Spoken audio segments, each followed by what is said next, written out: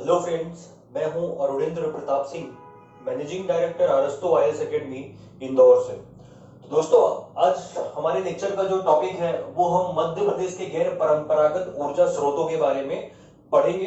हालांकि इससे previous lecture में हमने ऊर्जा के परंपरागत स्रोतों के बारे में हम पढ़ चुके हैं। तो चलिए आज मैं बात करता हूं इन परंपरागत गैर परंपरागत ऊर्जा स्रोतों के बारे में। तो ये स्रोत होते क्या हैं?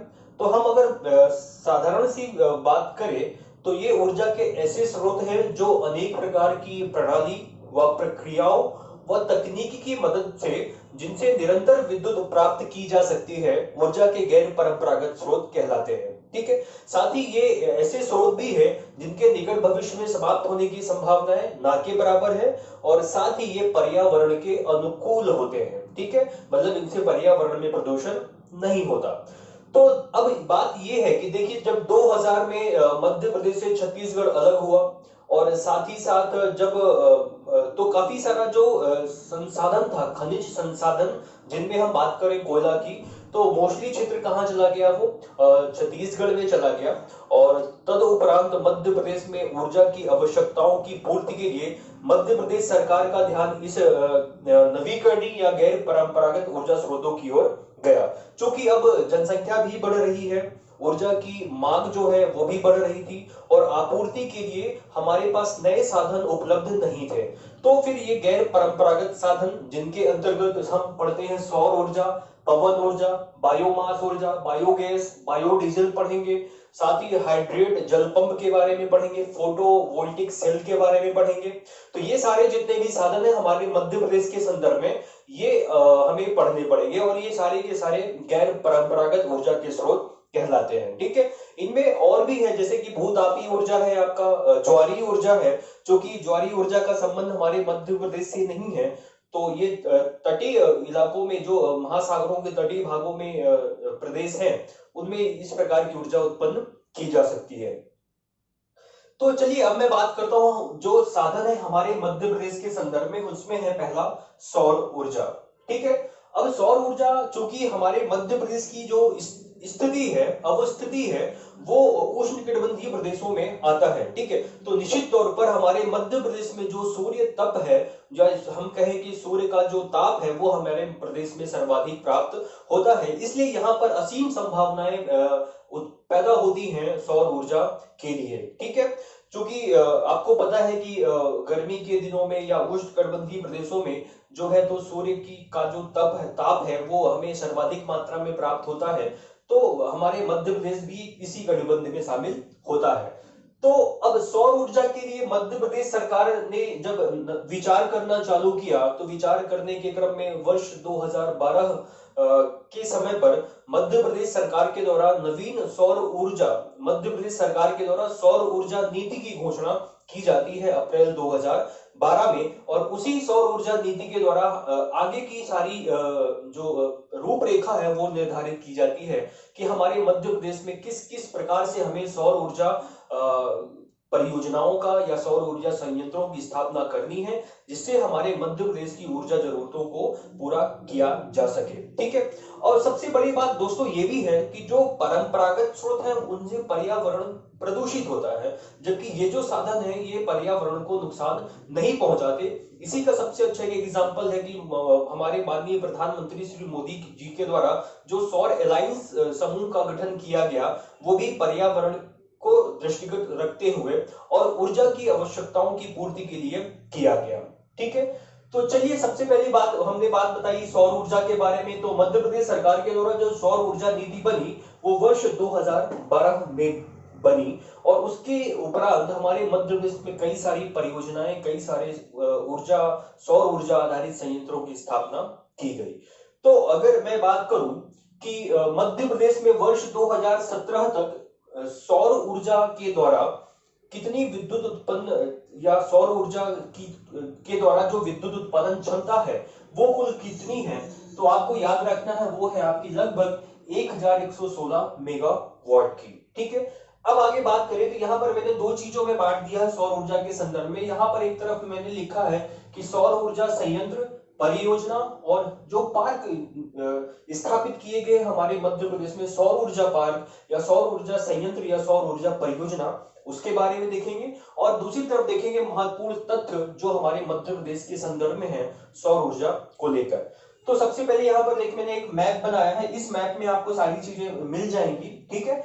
बस आपको देखना ये है कि जब सौर ऊर्जा नीति बनी हमारे मध्य प्रदेश में, तो सर्वप्रथम इसी नीति के तहत मध्य प्रदेश के 5 जिलों में पायलट प्रोजेक्ट के रूप में सौर ऊर्जा पार्कों की स्थापना करने का प्रावधान किया गया। 5 जिलों में, उन 5 जिलों में आपका नीमच है, आपका मंदसौर है, इसके बाद श्योपुर है आपका, और आपका राजगढ़ आता है, और रीवा। ये 5 जिलों में पायलट प्रोजेक्ट के रूप में सौर ऊर्जा पार्कों की स्थापना किए जाने का प्रावधान था। और जिसमें से अगर पूछा जाए कि किस जिले में प्रथम सौर ऊर्जा पार्क की स्थापना की गई, तो वो जिला था आपका राजगढ़, ठीक है, पहला। फिर इसके बाद आपका नीमच आता है, फिर मंदसौर है आपका, फिर श्योपुर है, रीवा है। लेकिन सबसे पहले किस जिले में सौर ऊर्जा पार्क की स्थापना की गई, तो उसका आंसर होगा आपका मध्य प्रदेश के राजगढ़ जिले में, ठीक है। फिर इसके बाद बात करें कि चलिए बात करते हैं कि अगर चलिए कि मध्य प्रदेश का सबसे बड़ा सोलर संयंत्र कहाँ स्थापित किया गया है ना, जो सोलर परियोजना है सौर ऊर्जा के लिए, वो परियोजना मध्य प्रदेश की सबसे बड़ी परियोजना कौन सी है। तो दोस्तों सबसे पहले जो हम अगर मैं बात करूं तो सबसे पहले तो हमारे मध्य प्रदेश की सबसे बड़ी परियोजना हुआ करती थी नीमच जिले में, जो थी लगभग 151 मेगावाट की। लेकिन इसके बाद मध्य प्रदेश के रीवा जिले के गुड़ तहसील में एक परियोजना बनाई गई, जो कि उस समय पर मध्य प्रदेश की ना कि मध्य प्रदेश की, बल्कि वह भारत के साथ साथ एशिया की वो सबसे बड़ी सौर ऊर्जा परियोजना होती थी। लेकिन वर्तमान समय में अगर मैं बात करूं तो यह सिर्फ हमारे मध्य प्रदेश की सबसे बड़ी सौर ऊर्जा परियोजना कही जाती है। क्योंकि अब हमारे अगर मैं भारत के संदर्भ में बात करूं तो राजस्थान राज्य के जोधपुर जिले में सबसे बड़ी हमारे भारत की सबसे बड़ी सौर ऊर्जा परियोजना की स्थापना की गई है, जिसका जो नाम मिलता है वो है आपका भाडला एक गांव है। इस भडला गांव में ही भडला सोलर पावर प्रोजेक्ट परियोजना संचालित की गई, और उसकी जो कुल विद्युत उत्पादन क्षमता है वो लगभग 2245 मेगावाट है। आप इस बात से समझ सकते हैं कि उसका जो कुल एरिया है वो लगभग 14,000 एकड़ में जो है संचालित की जा रही है जोधपुर में। तो वह भारत की सबसे बड़ी सौर ऊर्जा परियोजना हो गई। लेकिन हमारे जो मध्य प्रदेश में जो 2016 में ये जो परियोजना चली थी, उस समय वो एशिया की सबसे बड़ी, भारत की सबसे बड़ी। लेकिन अगर वर्तमान समय की बात करूं तो ये जो रीवा में सौर ऊर्जा परियोजना है, ये हमारे मध्य प्रदेश की सबसे बड़ी सौर ऊर्जा परियोजना है, ठीक है, ये आपको ध्यान में रखना है। तो ये है हमारे प्रदेश की सबसे बड़ी। फिर ये फर्स्ट हो गई। इसके बाद सेकंड नंबर पर आता है आपका मंदसौर जिले में। मंदसौर जिले में लगभग 250 मेगावाट की सौर परियोजना संचालित किए जाने का प्रावधान है, और ये निर्माणाधीन है इस समय पर, और संभव है कि इसकी कुछ चरण जो है वो पूर्ण हो भी चुके हैं, ठीक है। फिर थर्ड जो आती है मध्य प्रदेश की सबसे बड़ी, वो स्थापित है आपके नीमच जिले में, जो लगभग 151 मेगावाट उस क्षमता है, ठीक है। तो मध्य प्रदेश की पहले नंबर में आता है आपका रीवा जिले के गुड़ तहसील में, ठीक है। वहां पर जो लमेटा पहाड़ है, जो आपका रामनगर का जो पहाड़ी क्षेत्र है, उस पहाड़ी क्षेत्र की असिंचित भूमि पर आपका ये सौर ऊर्जा पावर प्लांट लगाया गया है। लगभग ये भी 1500 एकड़ में चालू किया गया है, और इसके भी आपके 3 संयंत्र स्थापित किए गए हैं, जो लगभग आपके वो 250 मेगावाट के 3 हैं, ठीक है। तो ये इसकी कुल जो क्षमता हो जाती है वो 750 हो जाती है। सबसे बड़ी खास बात यह है कि यह देश की पहली ऐसी सौर ऊर्जा परियोजना है जो वर्ल्ड बैंक के सहयोग से या वर्ल्ड बैंक के वित्तीय सहयोग से स्थापित की गई है, और बहुत ही कम रियायती दरों में इसको जो है ये जो कर्ज प्राप्त हुआ है वर्ल्ड बैंक से, इसकी भी एक खासियत है। अब चलिए, तो ये पहली नंबर की है, दूसरी नंबर में मंदसौर है, और तीसरे नंबर पर आपका नीमच है। हमने राजगढ़ की बात कर ली है कि यह राजगढ़ में मध्य प्रदेश का सबसे पहला सौर ऊर्जा पार्क स्थापित किया गया। अब इसके बाद बात करें तो 2 बिंदु और मिलते हैं आपको। इंदौर शहर के संदर्भ में क्या तथ्य है कि इंदौर शहर में देश का प्रथम सौर ऊर्जा से संचालित ग्राम है, जिसका नाम मिलता है आपको कस्तूरबा ग्राम, ठीक है। कस्तूरबा ग्राम को सौर ऊर्जा ग्राम भी कहा जाता है कि मध्य प्रदेश में ही नहीं अपितु देश का यह पहला ऐसा गांव है जो सौर ऊर्जा से संचालित हुआ। लेकिन वर्तमान समय की अगर मैं बात करूं तो कुछ समय पहले न्यूज में आया था बैतूल जिले का बाचा गांव, ठीक है। बैतूल जिले में एक घोड़ा डोंगरी ब्लॉक है, तहसील है, उस तहसील के अंतर्गत आता है आपका बाचा गांव। बाचा गांव देश का प्रथम ऐसा 100% सौर ऊर्जा से संचालित होने वाला ग्राम बन चुका है, ठीक है, जहां पर प्रत्येक घर जो है वहां पर आपका एलपीजी चूल्हा जो है वो उनसे फ्री कर दिया गया है और वहां पर जो विद्युत की सप्लाई की जाती है वो आपका सोलर से की जाती है, इसलिए इसे सोलर विलेज की भी संज्ञा दी गई। तो ये आपको याद रखना है, बैतूल जिले का बाचा गांव। तो ये आपका तथ्य होगा कि हमारे मध्य प्रदेश में सौर ऊर्जा से संबंधित कौन कौन से संयंत्र कहां कहां पर स्थापित किए गए हैं। इसके बाद कुछ महत्वपूर्ण फैक्ट है। महत्वपूर्ण फैक्ट के अंदर यह भी करंट के न्यूज में था कि मध्य प्रदेश का पहला पानी में तैरता हुआ सौर ऊर्जा प्लांट लगाने की जो योजना है वो कहां प्रस्तावित की गई। ये जो जब मुख्यमंत्री कमलनाथ जी की सरकार थी मध्य प्रदेश में तब ये इसको प्रस्तावित किया गया। तो पानी में तैरता हुआ कहां पर बनाया जाएगा सौर ऊर्जा प्लांट, तो उसका आंसर है आपका इंदिरा सागर बांध, ठीक है। हमारे मध्य प्रदेश ही नहीं होगा तो देश भर का सबसे बड़ा बांध है आपका इंदिरा सागर जलाशय, ठीक है, जिसकी भंडारण क्षमता सबसे अधिक है। वो कहां पर है आपके मध्य प्रदेश के खंडवा जिले में। तो ये थोड़ा सा आपको याद रखना है। इसके बाद बात करूं तो सौर ऊर्जा से संचालित टेलीफोन एक्सचेंज ये कहां पर है, ये भी पूर्णतः सौर ऊर्जा से संचालित है टेलीफोन एक्सचेंज, ये भी मध्य प्रदेश के शिवपुरी जिले में है। इसके बाद बात करें तो सौर ऊर्जा से पानी गर्म करने का सबसे बड़ा मतलब कि हमारे देश भर में सबसे बड़ा जो संयंत्र है वो है आपके भोपाल में। और भोपाल में जो आप जाएंगे हबीबगंज स्टेशन के पास, वहां पर सांची का डेयरी पॉइंट है, तो वहां पर यह संयंत्र स्थापित किया गया है, ठीक है। तो सौर ऊर्जा से पानी गर्म करने का देश भर में सबसे बड़ा जो संयंत्र है वो हमारे मध्य प्रदेश की राजधानी भोपाल में स्थित है।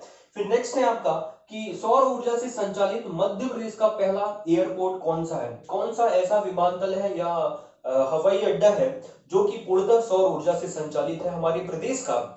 तो नाम मिलेगा आपको इंदौर में स्थित देवी अहिल्याबाई अंतरराष्ट्रीय एयरपोर्ट, ठीक है, विमानतल। तो इस फैक्ट को भी आपको याद रखना है कि यह जो एयरपोर्ट है देवी अहिल्या इंदौर में वो भी सौर ऊर्जा से पूर्णतः संचालित है। तो ये कुछ तथ्य हैं जो सौर ऊर्जा से संचालित हैं। अब इनमें प्रीलिम्स के दृष्टिकोण से भी कुछ फैक्ट्स आपको मिल जाएंगे, जैसे प्रथम सौर पार्क राजगढ़ में है, प्रथम सौर ऊर्जा से संचालित ग्राम कस्तूरबा ग्राम इंदौर में, ठीक है। तो सबसे बड़ा है आपका रीवा में। कुछ ये फैक्ट्स हैं जो प्रीलिम्स के दृष्टिकोण से महत्वपूर्ण है। अगर मेंस के लिए आता है तो मेंस में भी आपको ये सारी चीजें और ऐसा मैप बनाकर आपको डिनोट करना है उनको, साथ में उसकी कुल विद्युत उत्पादन क्षमता भी बतानी है, उसकी ऊर्जा नीति के बारे में भी चर्चा करनी है आपको, और ये जो फैक्ट्स लिखे हैं इनके बारे में भी आपको बताना पड़ेगा, ठीक है दोस्तों। तो ये तो बात थी मध्य प्रदेश में सौर ऊर्जा के संदर्भ में। अब हम बात करेंगे पवन ऊर्जा।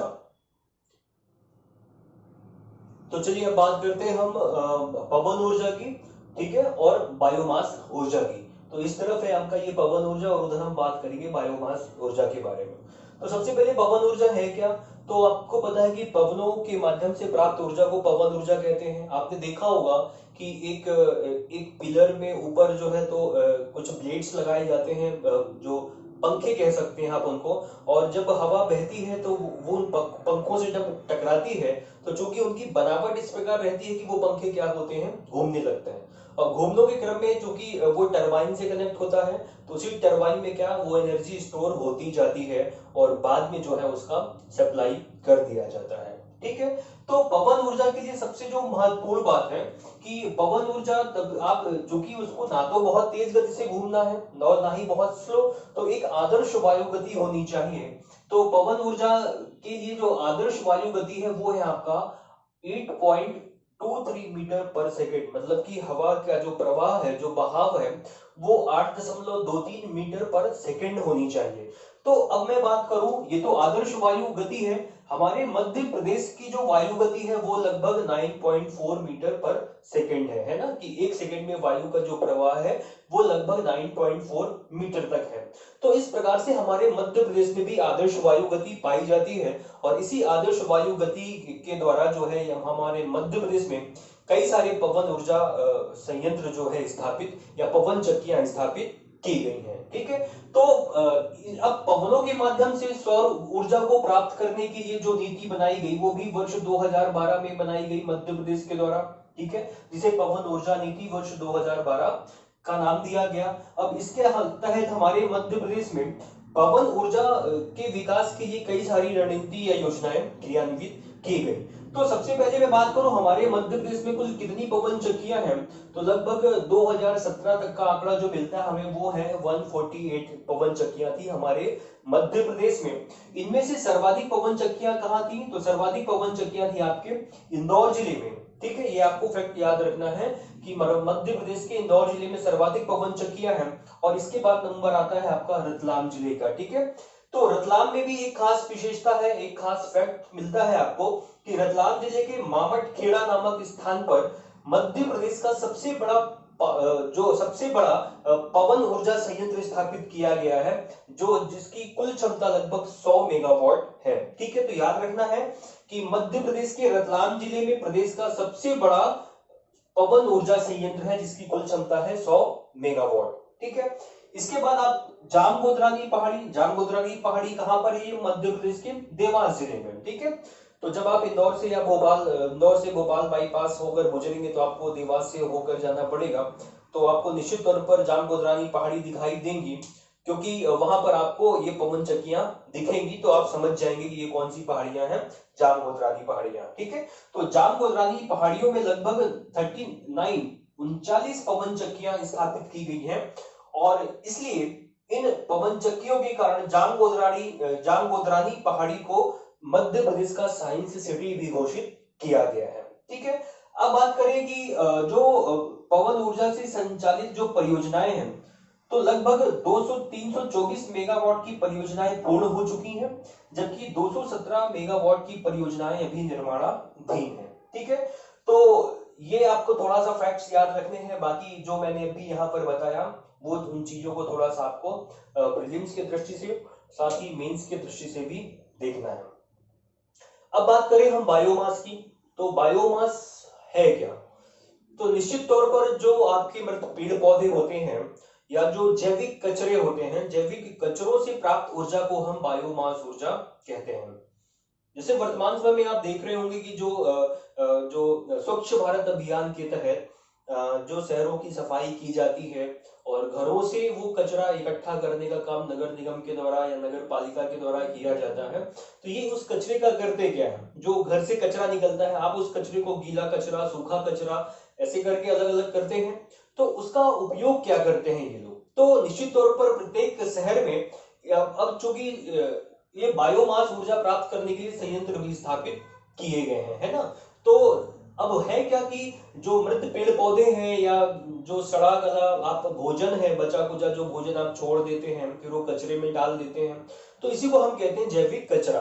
तो जैविक कचरे से प्राप्त ऊर्जा को हम बायो ऊर्जा कहते हैं। और ठीक है, तो बात करें कि मध्य प्रदेश में जो बायोमास ऊर्जा का जो कुल क्षमता है वो वर्ष 2017 में कितनी क्षमता थी इसकी, लगभग 45.36 मेगावाट। मैं वर्ष 2017 इसलिए कह रहा हूं क्योंकि अभी भी जो हमारे पास डेटा है, अगर मैं बात करूं जो आर्थिक सर्वेक्षण जो हमारा 18-19 आया है 2018 और 2019 का, उसमें भी डेटा हमें 2017 का ही मिलता है। ठीक है, तो बायोमास मैंने बताया कि बायोमास ऊर्जा की कुल क्षमता कितनी है, लगभग 45.36 मेगावाट की। और इसके बाद जो फैक्ट्स बनते हैं इसके संबंध में कि मध्य प्रदेश में जैसे देखिए धान की भूसी हो गई, ठीक है, धान की भूसी से भी आप बायोमास बनाते हैं, ये भी एक प्रकार का जैविक कचरा है।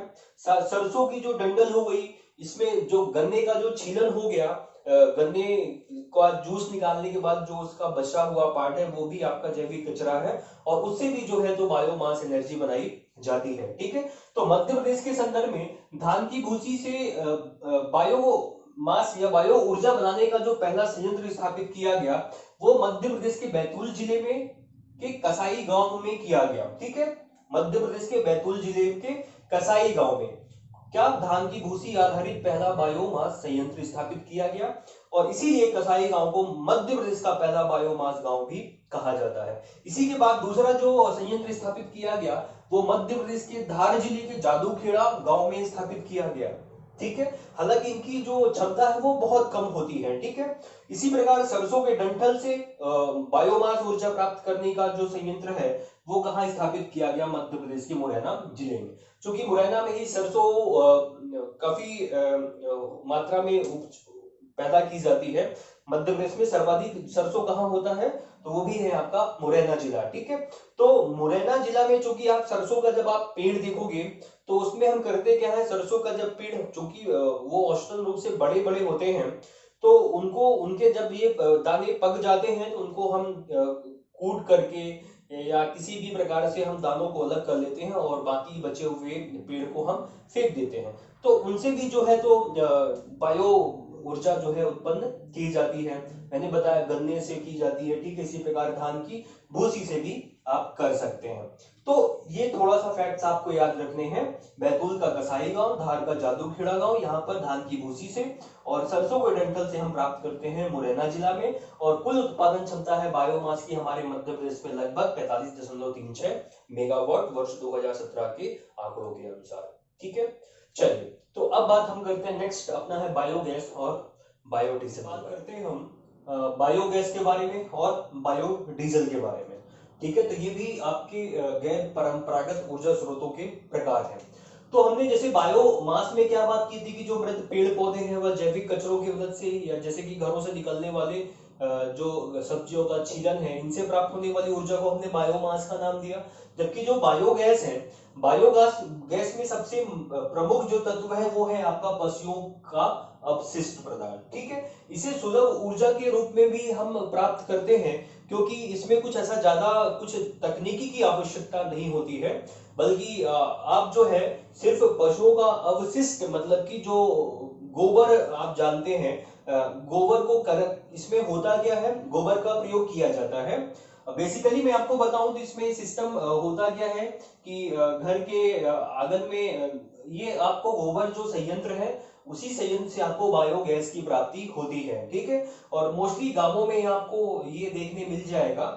तो होता क्या है कि घर के आंगन में यहाँ पर एक ऐसा स्क्वायर टाइप से बना देते हैं और एक होल होता है और इसका जुड़ाव जो है घर के बाहर एक ऐसा पॉइंट होता है और इसमें क्या करते हैं ये कि यहाँ पर ये गोबर को लेते हैं और उसको घोल करके उसमें डाल देते हैं और इस पाइप के माध्यम से कहाँ पहुंच जाता है, इस टैंक में पहुंच जाता है। ठीक है, अब इस टैंक में गोबर जब पहुंचता है तो वो गोबर फिर धीरे धीरे वो सड़ने लगता है और सड़ने के उपरांत उससे जो गैस रिलीज होती है वो गैस आपकी मीथेन गैस होती है। ठीक है, अब चूंकि ये पूरा ढका हुआ रहता है तो जब गैस बनती है तो वहीं से फिर एक पाइप के माध्यम से जो है तो घर के रसोई गैस में उस गैस को कनेक्ट कर दिया जाता है। तो आपको डायरेक्टली जो गैस हम जो घरेलू उपयोग में प्राप्त करते हैं तो सेम उसी तरह से वो जैसे एलपीजी का हम सिलेंडर होता है, लेकिन यहाँ पे पाइप के माध्यम से आपने बस स्टोव जलाया, गैस जलाया और आपका जो है तो आप खाना तैयार करने लग गए। ठीक है, तो बायोगैस के माध्यम से या पशुओं के अपशिष्ट के माध्यम से जो जिस प्रकार की गैस या ऊर्जा प्राप्त होती है वो आपकी बायोगैस कहलाती है। ठीक है, तो फैक्ट जो ये है इस संबंध में कि मध्य प्रदेश के भोपाल के भदभदा पशुपालन केंद्र में लगभग 85 क्यूबिक मीटर का संयंत्र स्थापित किया गया। इसकी जो मैं बात कर रहा हूं ये है आपका 85 क्यूबिक मीटर का, सोचिए कितना बड़ा संयंत्र होगा। ठीक है, क्यूबिक मीटर का संयंत्र स्थापित किया गया जिसमें 46 परिवारों के लिए गैस की उपलब्धता जो है प्रदान की जाती है। इससे डायरेक्टली आपको गैस प्राप्त हो जाती है ना। फिर बात करूं, ये है इंपॉर्टेंट है, थोड़ा आपको ध्यान में रखना है। ये तो है पशुओं के गोबर से और ये है मानव मल से बायोगैस बनाने का संयंत्र मध्य प्रदेश में कहां स्थापित किया गया। ठीक है, तो पशुओं का तो ही है, साथ ही मानव के मल के माध्यम से भी यहाँ बायोगैस बना सकते हैं। और इसका जो संयंत्र स्थापित किया गया वो भोपाल जिले के बैरसिया के सुटकी गांव में स्थापित किया गया। ठीक है, जिला है आपका बैरसिया, जिला है आपका भोपाल, तहसील है बैरसिया और गांव है आपका सुटकी गांव। तो सुटकी गांव में मानव मल से बायोगैस बनाने का संयंत्र स्थापित किया गया। इसके बाद इसकी भी जो क्षमता है वो बहुत कम है, तो आंकड़े हालांकि अपडेटेड नहीं आए हैं इसके संबंध में, इसलिए मैंने अभी आपको बताया नहीं। फिर मैं बात करूं कि बायोडीजल के बारे में, तो बायोडीजल आपको कैसे प्राप्त होता है, तो रतन जोत या जेट्रोफा के पौधों से या उनके बीजों से आपको जो है तो बायोडीजल की प्राप्ति होती है ना। फिर वो एक अलग सी प्रोसेस होती है बायोडीजल बनाने की, लेकिन उसके लिए जो मूल तत्व है वो आपका वो है रतन जोत या जेट्रोफा के पौधों का बीज। ठीक है। अब चूंकि मध्य प्रदेश सरकार अब चूंकि जो नवीकरणीय ऊर्जा के स्रोत है उनको बढ़ाने के लिए ज्यादा ध्यान दे रही है, इस क्रम में इसका जो पहला संयंत्र स्थापित किया गया वो मंडला जिले के बांसगढ़ी गांव में स्थापित किया गया। ठीक है। तो अब चूंकि इसकी जेट्रोफा की खेती भी की जाने लगी है और उसके माध्यम से जो है तो उसके बीजों का प्रयोग इस संयंत्र में किया जाएगा, और यह संयंत्र जो है मंडला जिले के बांसगढ़ी गांव में स्थापित किया गया है, जहां पर बायोडीजल बनाने का संयंत्र होगा। ठीक है। अब ये तो हो गए आपके गैर परंपरागत ऊर्जा के स्रोत। अगर मैं इनमें कुछ और चीजें ऐड कर दूं, जैसे मैं आप बात करूं आपका हाइड्रेट जल पंप है। हाइड्रेट जल पंप से भी हमें ऊर्जा प्राप्त होती है। अब कैसे प्राप्त होती है, दूसरा एक है आपका हाइड्रेट जल पंप और दूसरा बात करूंगा मैं फोटो इलेक्ट्रिक सेल के माध्यम से। ठीक है। तो हाइड्रेट पंप कैसे ऊर्जा प्राप्त करते हैं, जैसे कि आपकी छोटी छोटी जो नदियां हो गई, जो नाले हो गए, तो उन नदियों या नालों के पानी को रोक करके वहां पर हाइड्रेट पंप के माध्यम से ऊर्जा तैयार की जाती है। ठीक है। और इस प्रकार की ऊर्जा मोस्टली आपको खरगोन, खंडवा आदि जिलों में देखने मिलेगी। लेकिन जो सर्वाधिक हाइड्रेट पंप का उपयोग किस जिले में किया जाता है, तो आंसर होगा आपका खरगोन जिले में। ठीक है। खरगोन जिले में सर्वाधिक हाइड्रेट जल पंप का प्रयोग किया जाता है विद्युत के उत्पादन में। फिर बात करते हैं फोटो इलेक्ट्रिक सेल। तो फोटो इलेक्ट्रिक सेल एक सेल होते हैं जो कि सौर तप को अपने अंदर संग्रहित करने के पश्चात वो एनर्जी को प्रोड्यूस करते हैं। ठीक है। तो जैसे इसका जो प्रमुख रूप से उपयोग है वो आदिवासी जिलों में किया गया है, जैसे कि आपका मंडला हो गया, झाबुआ हो गया, बैतूल है, होशंगाबाद है।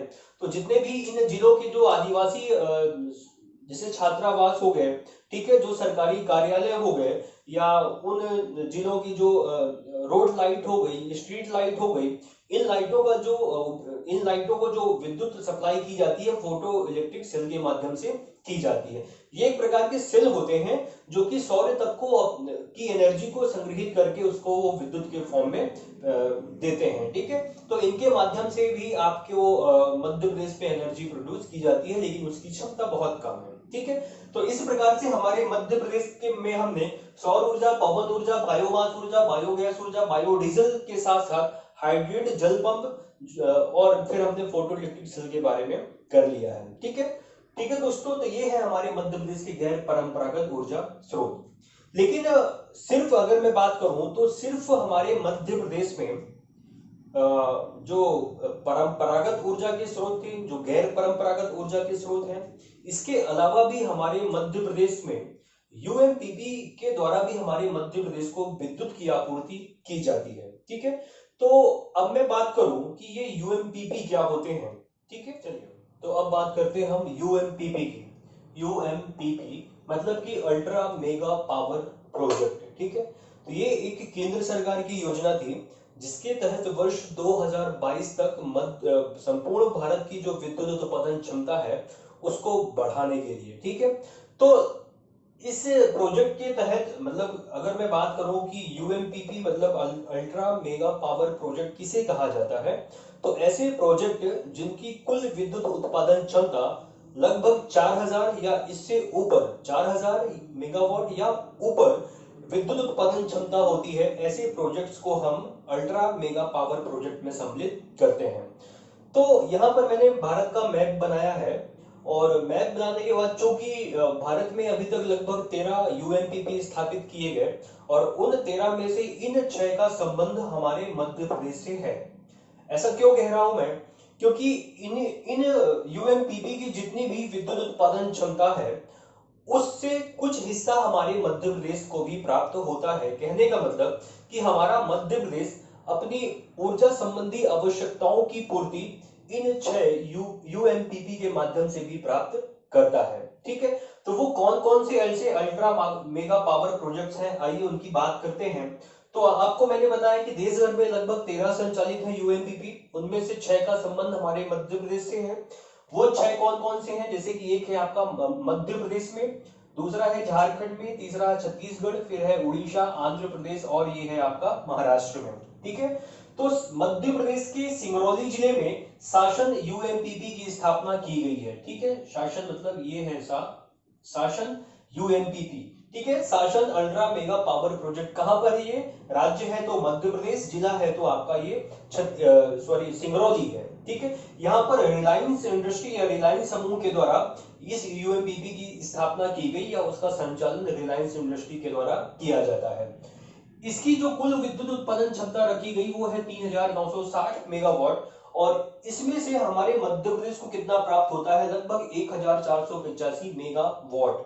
ठीक है, फिर नेक्स्ट बात करूं झारखंड में तिलैया यूएमपीपी है, इसकी जो कुल विद्युत उत्पादन क्षमता है वो 3960 मेगावाट है, और इसमें से हमारे मध्य प्रदेश को लगभग 200 मेगावाट की प्राप्ति होती है।